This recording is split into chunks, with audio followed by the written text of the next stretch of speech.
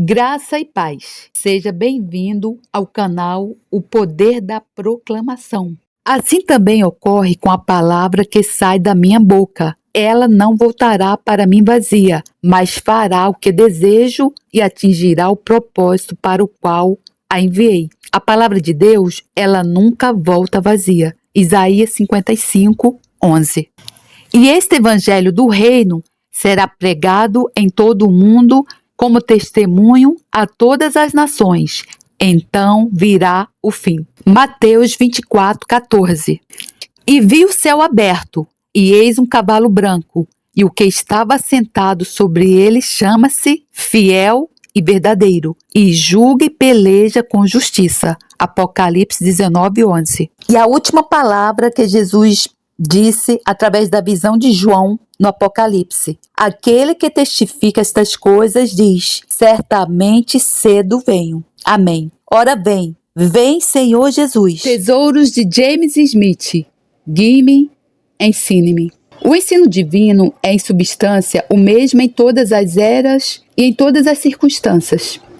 Assim como todos nós precisamos das mesmas bênçãos, somos todos levados à mesma fonte de suprimento e ensinados a pedir os mesmos favores, nas mesmas bases. Quão frequentemente somos atingidos por esse pensamento ao ler a palavra de Deus, especialmente o livro dos Salmos. As orações de Davi encontram eco em nossos corações e sentimos que somos os sujeitos dos mesmos medos, desejos e esperanças. Quantas vezes meu coração acendeu enquanto meus lábios proferiram: mostra-me os teus caminhos, ó Senhor, ensina-me as tuas veredas, guia-me na tua verdade e ensina-me, pois tu és Deus meu Salvador, e espero em ti o dia todo.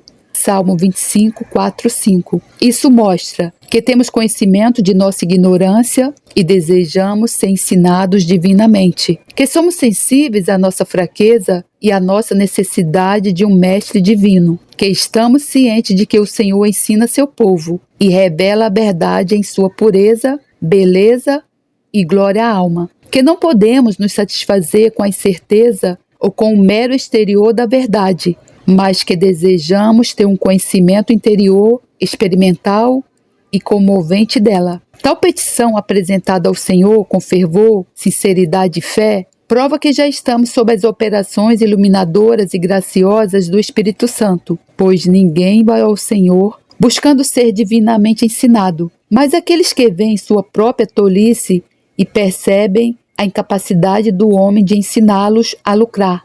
A alma que de tempos em tempos apresenta essa petição honra o Senhor Jesus Cristo como profeta divino, prova o poder de atração do Pai no coração e glorifica o bendito Espírito, cujo ofício é nos guiar a toda a verdade. Pois tu és Deus, meu Salvador. Disto é evidente que sentimos nossa necessidade de salvação, que buscamos o Senhor por conta disso e imploramos a Deus por isso. Também que recebemos algumas respostas às nossas orações e agora temos interesse nisso. Portanto, imploramos misericórdias passadas, por bênçãos presentes e nosso interesse salvador em Deus, quando buscamos novos favores de Deus. Agora precisamos ser guiados e ensinados por Deus. Portanto, clamamos: eu olhei para você em busca de salvação. Você graciosamente ouviu meu pedido. Agora sinto minha necessidade de sua orientação e instrução.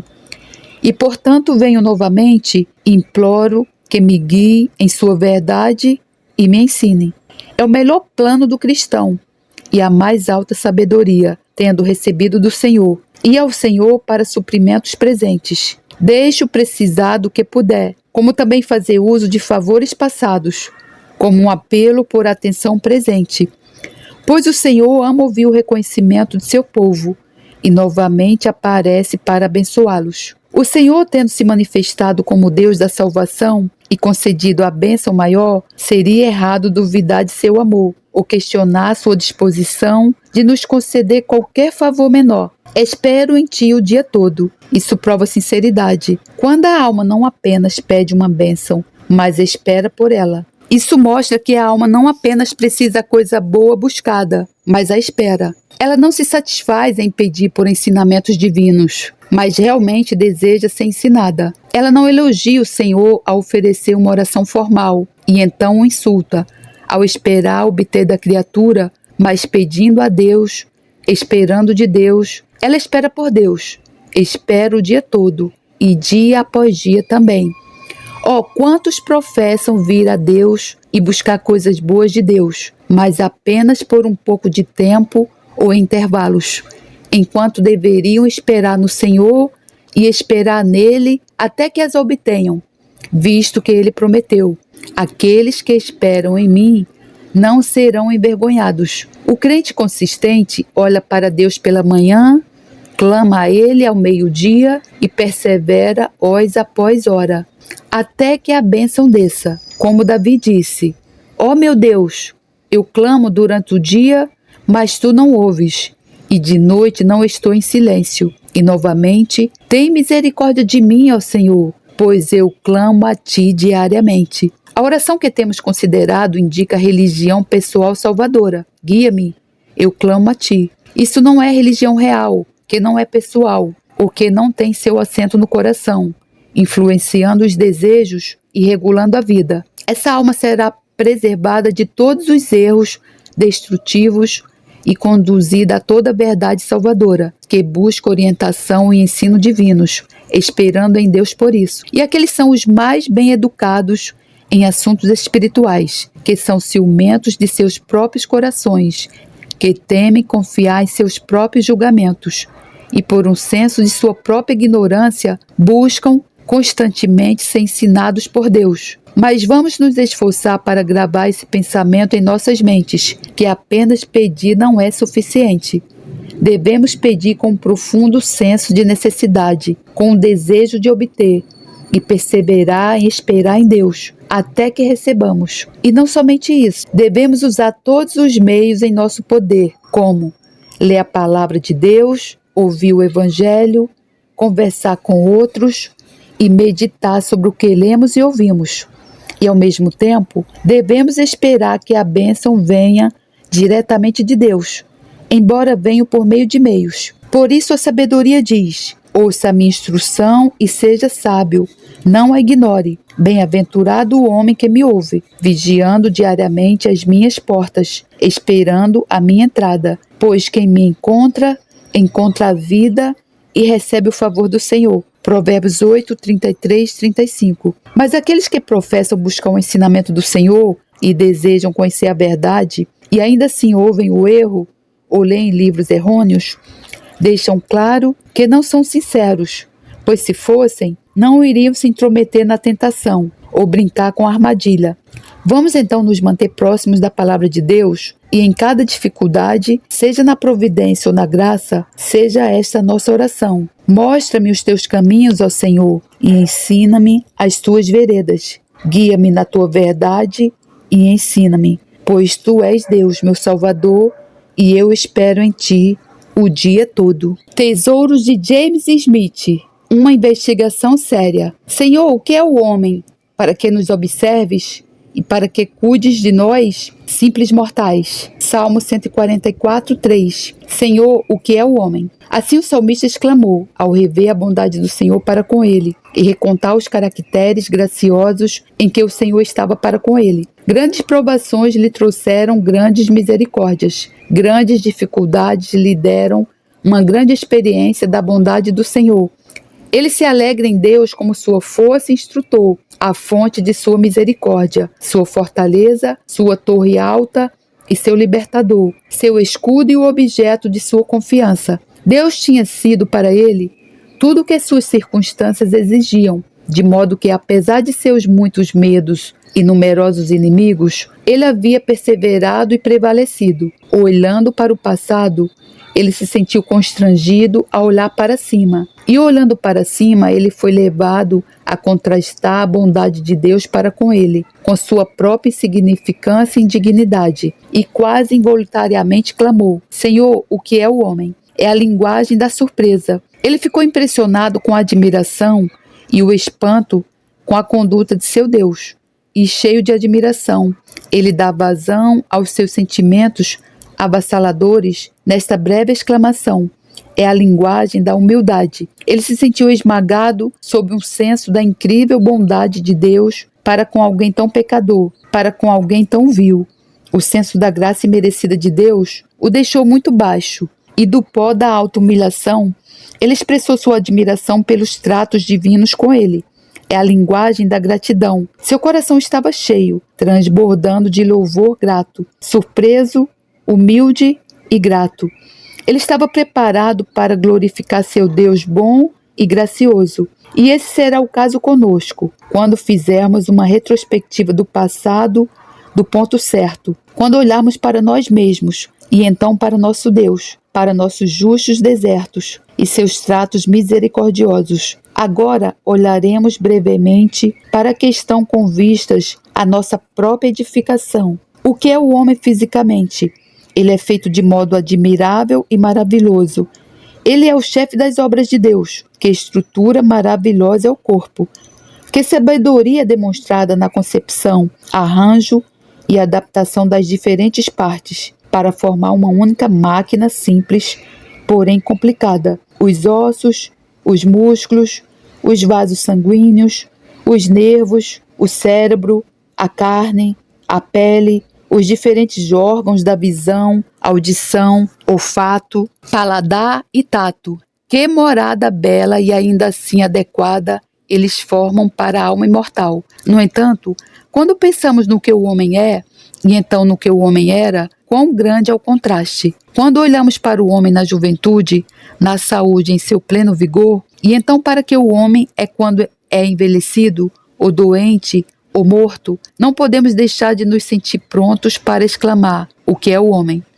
Mas quando direcionamos nossos pensamentos a Deus, a sua grandeza, glória, santidade e imutabilidade, sentimos um impulso ainda mais forte nos induzindo a clamar: o que é o homem? O homem é tão pequeno, tão pecador, tão doentio, tão mutável, tão transitório. O que é o homem para que o magnifiques? E para que ponhas teu coração nele, para que o visites todas as manhãs e o proves a cada momento. O que é o homem moralmente? Essa é a pior parte do quadro. Já é ruim o suficiente ver o homem doente, sofrendo, morrendo, se desintegrando em pó. Mas quando chegamos a indagar sobre a causa de tudo isso, é realmente assustador. O homem é terrivelmente depravado. Ele caiu do estado em que seu bom e glorioso Criador o colocou. Ele agora está totalmente depravado. Ele é inimigo de Deus. Seu coração é enganoso, acima de todas as coisas, e desesperadamente perverso. Sua mente carnal é inimizade contra Deus. Ele está cheio de princípios malignos e paixões malignas. Ele se tornou não apenas inútil, mas abominável. Nenhuma parte da criação de Deus apresenta uma visão tão hedionda aos seus olhos puros e santos como o homem, pois nele o coração e a mente são igualmente depravados e colocados em oposição a ele mesmo. O homem é perverso, mas ele não é apenas perverso, ele é fraco.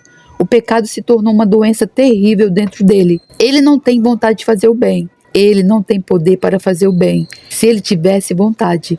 Por isso o apóstolo, quando parcialmente renovado, falando si mesmo, disse: o querer está presente em mim, mas como realizar o que é bom, eu não encontro. O homem é perverso. Ele fecha os olhos, os ouvidos e o coração contra Deus. É somente para Deus exigir algo, e o homem determina não fazê-lo. Ou para Deus proibir algo, e o homem imediatamente deseja isso. Sua vontade é tão oposta a Deus quanto pode ser. Ele menospreza sua misericórdia, ousa sua justiça e desafia seu poder. Ele persevera no pecado, a menos que o Senhor, por sua graça invencível, o impeça. Ele afundou mais abaixo do que os animais que perecem. Por isso o Senhor reclama: o boi conhece seu dono, e o jumento a manjedoura de seu senhor, mas Israel não sabe, meu povo não considera.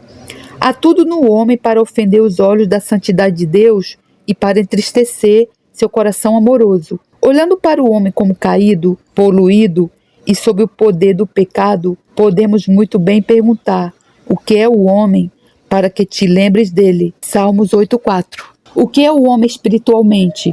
Isto é, o homem renovado pelo Espírito Santo, unido a Jesus e trazido à comunhão com Deus. O homem com uma nova criação. O homem como em Cristo. O que é o homem então? A mudança é espantosa. A alteração é impressionante. É como mudar de um deserto árido para o Éden, de um deserto árido para o jardim do Senhor. O homem renovado é o próprio Filho de Deus, o Filho do seu amor, o Filho que ele adotou para si mesmo, o Filho no qual ele infundiu sua própria natureza santa, o Filho a quem ele confere suas mais ricas bênçãos, que ele eleva às mais altas honras, o Filho a quem ele constitui seu herdeiro, e um co-herdeiro com seu Filho unigênito, Jesus Cristo. O Filho a quem ele dá seu Espírito, para o qual ele prepara uma cidade e designa um reino. O homem é a escolha de Deus. Quando os anjos pecaram, ele os expulsou do céu, os prendeu em correntes de escuridão e os condenou a comparecer diante de seu Filho para julgamento. Não houve misericórdia para eles. Nenhum de todo o seu vasto número foi escolhido. Eles foram deixados para colher o merecimento de seus atos. Não é assim com o homem. Deus viu que ele cairia. Ele sabia o que se tornaria. E ainda assim, ele escolheu dentre a humanidade caída um número que nenhum homem pode numerar para a vida eterna. Senhor, o que é o homem para que o escolhas? A única resposta que podemos dar é sim, Pai, porque assim foi do teu agrado. O homem é escolhido em Cristo, escolhido para a santidade, escolhido para a vida eterna, escolhido para as mais altas honras e as mais doces alegrias. Quão maravilhosa é a graça de Deus, e seus caminhos são inescrutáveis. Que pensamento avassalador para um pecador acalentar em seu seio. Eu sou a escolha de Deus. Deus me escolheu para a salvação. Deus me escolheu por sua própria graça. Deus me escolheu que merecia e deveria ter afundado no inferno, se deixado por mim mesmo. Deus me escolheu para ser seu filho, o objeto de seu amor e para compartilhar todas as glórias de seu reino celestial. Glorioso Deus, amado Deus, obrigada por me escolher. Louvado seja o teu nome, Senhor. O homem é companheiro de Deus. Ele deve andar com Deus. Ele é chamado para ter comunhão com Deus. Ele é direcionado a derramar seu coração diante de Deus. Ele deve tratar Deus com confiança, comunicando tudo a Ele, pedindo tudo a Ele e esperando todas as coisas boas dele. Deus promete visitá-lo, manifestar-se a Ele, habitar nele e andar nele. Que graça surpreendente! E Deus, o grande, o glorioso, o santo Deus, tomará o homem pobre, pecador, vil e miserável como sua escolha, seu filho, seu companheiro. Ele o fará. Ele fez isso. Ele está fazendo isso diariamente, mesmo neste momento. Ele está dizendo a cada crente: deixe-me ouvir sua voz, deixe-me ver seu semblante, pois doce é sua voz e seu semblante é amável. O que o homem renovado será? Esta é uma pergunta que nenhum homem pode responder, pois até mesmo o inspirado apóstolo João confessa sua ignorância. Amados, diz ele, agora somos filhos de Deus, e ainda não se manifestou o que seremos. Mas quando ele se manifestar, seremos semelhantes a ele, pois o veremos como ele é. Nem o olho viu, nem o ouvido viu, e nenhuma mente imaginou o que Deus preparou para aqueles que o amam. O homem renovado será como Jesus. O homem estará com Deus. O homem brilhará como o sol no reino de seu Pai Celestial. O homem verá, ouvirá, saberá, possuirá e desfrutará tudo o que ele pode desejar, tudo o que sua natureza glorificada é capaz de fazer. Ele será mais do que o Adão não caído foi, mais do que os anjos são, pois ele será tão próximo de Deus quanto a natureza humana aperfeiçoada pode ser feita semelhante à divina. Vamos então meditar devotamente sobre esse assunto glorioso. Vamos nos esforçar para perceber nosso interesse nele e vamos orar para que o Espírito Santo o desdobre e aplique em nossas almas, até que, cheios de surpresa, humildade e profunda gratidão, exclamamos como Davi: Senhor, o que é o homem? Para que tomes conhecimento dele, o homem é semelhante à vaidade. Seus dias são como uma sombra que passa. Quem foi James Smith? James Smith nasceu em 1802 e faleceu em 1862. Quando criança, caiu em um poço e foi notavelmente resgatado da morte. Sua paixão como pregador do Evangelho era resgatar muitos pobres pecadores ímpios de um poço muito mais profundo. Ele pastoreou várias congregações batistas particulares, incluindo a capela New Park Street, de 1842 a 1850, onde anos mais tarde Charles Spurgeon assumiu o pastorado. Seu estilo devocional sucinto é novo e memorável. Meu objetivo é liderar a mente do eu para Jesus, do pecado para a salvação, dos problemas da vida aos confortos do Evangelho. Meu objetivo é humilhar o pecador e exaltar o Salvador, despir a criatura e colocar a coroa na cabeça da livre graça de Deus.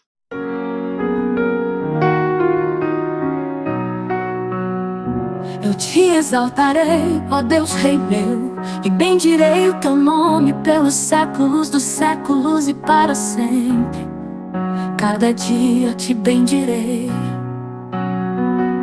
e louvarei o teu nome pelos séculos dos séculos e para sempre. Grande é o Senhor e muito digno de louvor, e a sua grandeza inescrutável. Uma geração louvará as tuas obras, a outra geração e anunciarão as tuas proezas. Falarei da magnificência gloriosa da tua majestade e das tuas obras maravilhosas. E se falará da força dos teus feitos terríveis, e contarei a tua grandeza. Proferirão abundantemente a memória da tua grande bondade, e cantarão a tua justiça. Piedoso e benigno é o Senhor, sofredor e de grande misericórdia. O Senhor é bom para todos, e as suas misericórdias são sobre todas as suas obras.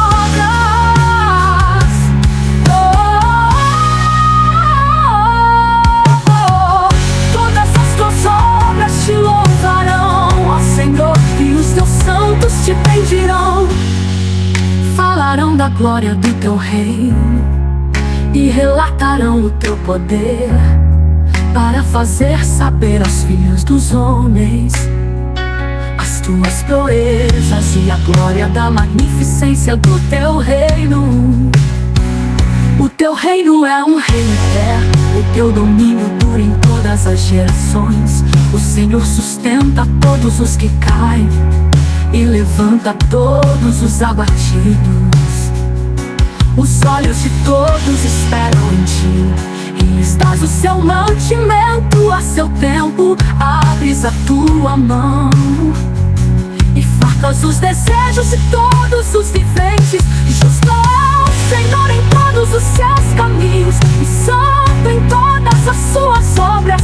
Perto está o Senhor de todos os que o invocam, de todos os que invocam em verdade.